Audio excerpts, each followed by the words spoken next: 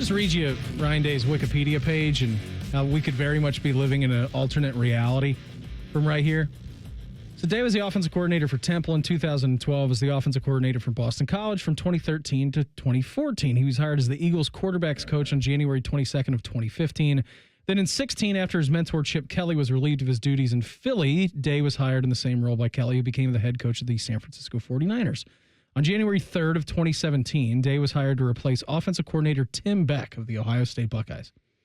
After being linked to the Tennessee Titans offensive coordinator position in January 2018, he was then promoted to offensive coordinator and then primary play caller at Ohio State.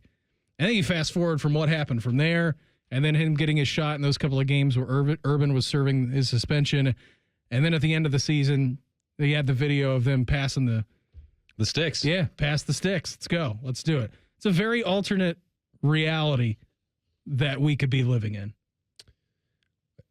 And if you think back to the raise, the promotion, and the conversation about primary play calling, it also could have been really different if Kevin Wilson didn't sign off on it. Yeah. If he wasn't comfortable working alongside him, and one being more of an expert, bringing an expertise to the run game, and one being Ryan Day's specialty with the passing attack. I mean, if there wasn't that collaboration and comfort and communication between them all, that's another, butterfly effect that could have happened there. But Kevin Wilson was okay with that. They were both well compensated. They both maximized their opportunities. I mean, I mentioned Greg Schiano. I mean, Kevin Wilson would have been someone that you could have considered for that role as well, given the time that he had put in at Ohio State and the success that he'd had at Indiana in Ohio State. And the high-octane offense he had over there. Yeah, really was. And before that at Oklahoma, I mean, he was a decorated college football coach for a long time and a head coach and coordinator both. So you could have made a case for either of those guys who were coordinators. And instead, Ohio State looked at that after that brief period of, day-to-day evaluation, a couple seasons, and no, this is the guy. And I think it's remarkable that they were able to do that. And we can all say, Beamer, that we've got to spend. It's such a big job, and it's a lot of learning to do on the fly for a first-time head coach. But we can all say that we've, you and I have been fortunate enough to get to know Ryan Day on the field, off the field, personality. I mean, he checks every box. But it's still, that job is so daunting. It's kind of amazing that Gene Smith and Urban Meyer or whoever else was involved in that process, you know what? This is the guy. That's the guy, without ever having done it. It's kind of crazy that they did that. Not only that they handed him the sticks, but that it's worked out the way that it has since then. Because I frankly do not know how you identify that. He's going to be that good at head coach. How do you, because so many guys can't do it. Think about what it was like when the Tressel situation was going down, and then you go with Fick, right? And then you get through the Fickle year, and then all the rumors start flying around that Urban's taking the job. Urban Meyer had won multiple national championships. We were doing shows like, oh, man, is it him or Saban? Is it him or Saban? Who's the better one? And you're really correct on that. It is hard to fathom now a world, just with college athletics being so big and Ohio State, the brand being so massive, that will ever happen again. And I know that forever is a long time, but to put a faith into a guy who had never done it before, and the brand exposure and the pressure around this program still just being what it is on a day-to-day basis, it is pretty unfathomable that is actually the case. And what Ryan Day has done is so incredibly difficult to have pulled off. It's a high wire act. And we know how thin that wire actually is because we saw the end of last season and how different things could be, whether right now or whether it was 7 months ago.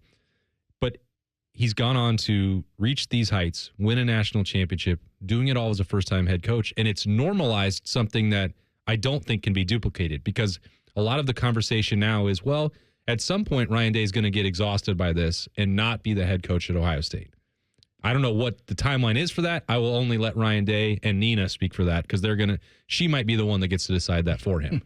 But aside from that, it's okay, well, let's just say it's hypothetically 4 years down. Does that mean that, James Laurinaitis is ready to take over the program? Does that mean that Brian Hartline is ready to take over the program?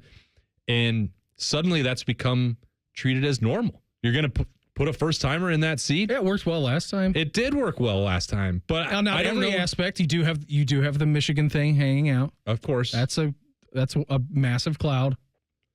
Do we have to bring that up every I'm time? just telling you, it's a thing. It is and a you thing. know it's a I thing, know it's a and thing. everybody out there knows it's a thing. I just feel like the caveat exists out there without us speaking it into the microphone every day.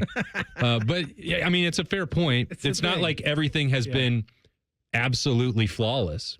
The national championship, as Paul Feinbaum is quick to point out, is papering over, some of those issues when it comes to the rivalry. But I think Ohio State would rather have it that way than not have the trophy. So I guess you take that one to heart. But yeah, I would take that. I mean, I would take that alternative. Yeah, you Sounds should. good to me. That's a good world we're living in. But so that it has shifted the conversation where in the past that wouldn't even really be a consideration. Now maybe James and Brian Hartline are different in that they're Ohio State alums, products of the program, Legends. that they get it. They're legends around here. They've now been spending both. Brian Hartline has proven himself, and he's also under pressure, by the way, this year. First time calling the plays. Yeah. Like, this will tell us if he's ready for that next seat up and if he could handle a seat beyond that. We haven't even got to that point with James Laurinaitis calling plays for the defense, but my point is not that I'm saying it's got to be these two or could be Matt Patricia or whatever else. Like, that's way down the road. They all have things that they have to accomplish in their career before they can get to that spot, but James Laurinaitis has been a position coach as long as Ryan Day was the offensive coordinator for the Buckeyes, and he got the job. So that is not a normal thing. It's not the way that this is going to work out whenever that time comes, in my opinion. But it used to always be that conversation. It's like, well, what head coach are you going to get from around the country? They have to have the experience of running their own program because Ohio State is different. And not just experience. Like, you've got to bring success. You've got to bring success with you too. And that didn't exist. And I think you're right. I mean, it's unheard of. And to think that that's going to happen again and that you're going to stick that same bottle out and catch lightning twice feels like wishful thinking. But It's like you're looking up at Mount Doom with the one ring. But there's only one. I know. But maybe there's a world because James Laurinaitis and Brian Hartline are football geniuses and understand Ohio State, and they've had just runaway success with their position groups that maybe. And you know what? That's actually an inherent advantage that they had over Ryan Day, not being from Ohio, being from New Hampshire, never having been here before.